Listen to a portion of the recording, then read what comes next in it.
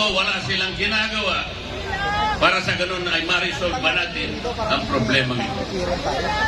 Ang ginagawa po nila ay binibigyan po kayo ng ayuda.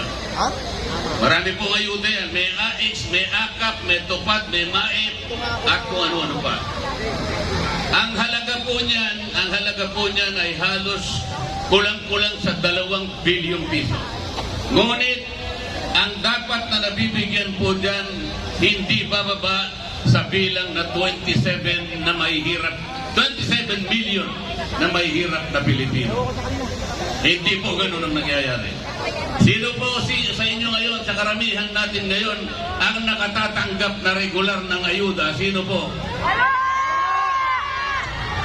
Ang ayuda ngayon, ang pinakamabisang forma ng korupsyon.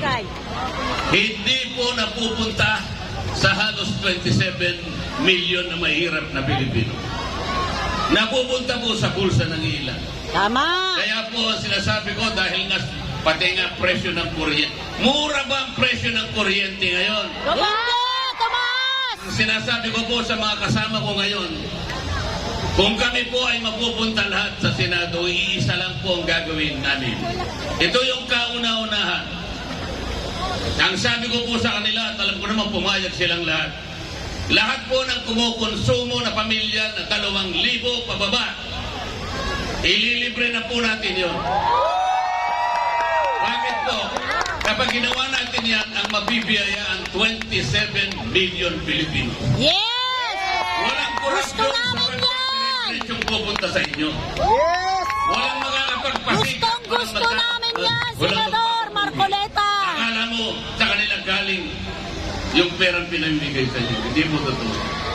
Yun po ang gagawin natin. Madali po yun eh. Sa batas kasi ngayon, ang inililibre lang ay yung gumagasta ng 200 pesos. O isang araw lang ng kuryente, tapos na. Paano yung ibang araw? Hindi 200 pesos, dapat 2,000 pesos para mabiyayaan ang 27 billion na mahirap na Pilipino. Ganon dapat ang iniisip natin. Hindi ko nga anong ayuda na sa kanila nagagaling yan. Sa kanila napupunta yun. Ngayon po ay gusto ko kayong pasalamatan.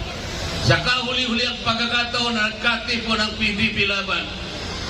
Hanggang ngayon nandito pa po kayo.